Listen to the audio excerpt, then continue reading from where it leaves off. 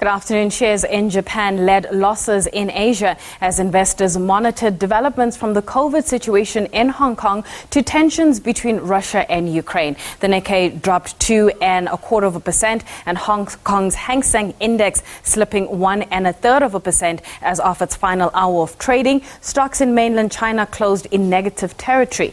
Traders are also weighing the potential impact of surging inflation on the U.S. economy, as well as the potential measures the Federal Reserve could take to quell the jump in prices.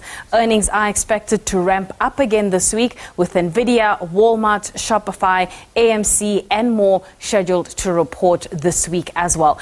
To take us through some of the market developments and dynamics, we are joined by Gary Boyson from Rand Swiss. Gary, thank you so much for your time. I mean, it's Valentine's Day, so I've got to ask, is our JSE feeling some kind of love this morning?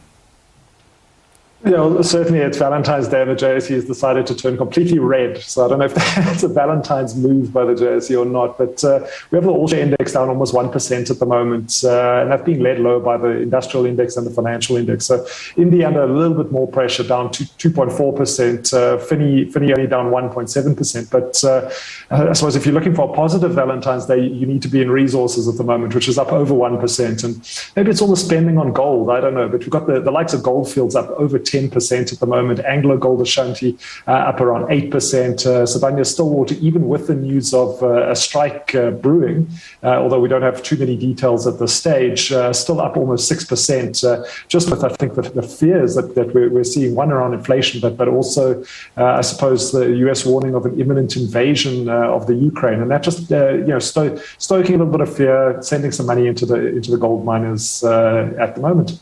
So let's talk local company news. We had a trading statement from Dis-Chem, and they're saying that the return of shoppers to some of the busiest centers helped boost revenue, at least in the last few months of last year. What did you make of that trading update?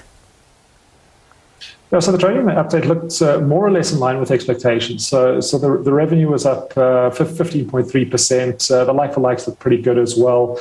You've got to remember that they bought out Medicare in a transaction which is going to add 49 new stores to their portfolio. And also in the trading update, just saying that the integration of the two systems is going well, and that you should see at least 40 of those 49 stores for Medicare being rebranded Dis-Chem in the not too distant future. The stock is down almost 4.5% at the moment, and Clicks is doing significantly better, only down 0.3%. So it does look like the market was expecting a little bit more. I don't know if it was just that the results were maybe a little bit optically weak compared to Clicks, which obviously benefited a little bit more in the revenue line from the rollout of, at least from the vaccines that it was charging for. So I think that might be the reason that you're seeing it off a little bit, but overall not a bad set of results for Dis-Chem.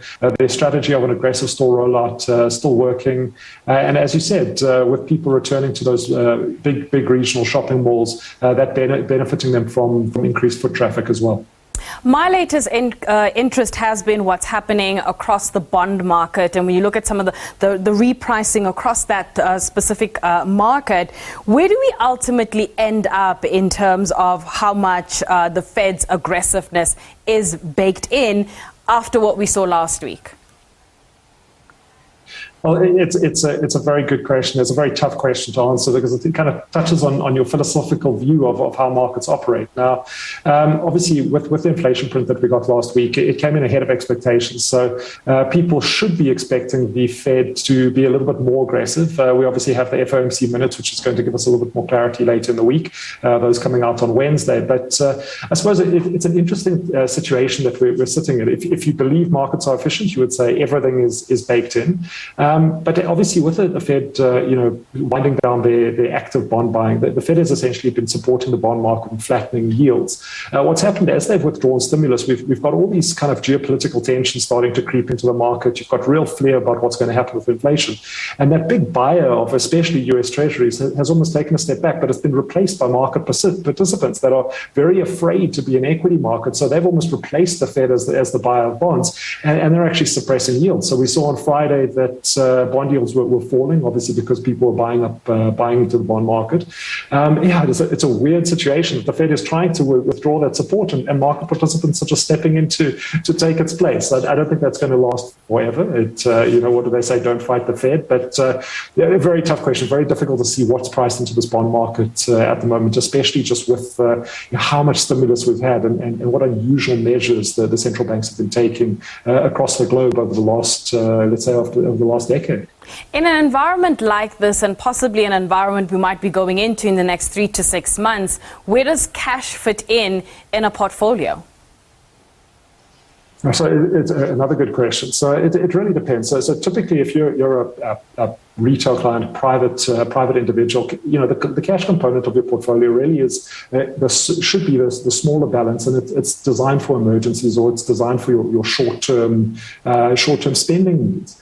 If you're looking at an investment portfolio, you can look at cash as I suppose, an opportunistic position as well. So if you really think markets are going to fall, reducing to cash with a view of trying to buy in lower can work. I'd be very, very cautious as a private investor to just suggest that. I mean, you really need to have a good view of what's going on in the markets, and a lot more damage has been done with people trying to time market crashes. But I suppose the real problem with sitting on cash at the moment is that we are getting higher and high inflation prints, and obviously with high inflation that erodes the value of your cash position. So you really want to try and deploy that cash into something that is going to keep pace with inflation at least, and generate you some sort of return. All right, Gary, let's leave it there. Thank you so much for your time. That is Gary Boyson.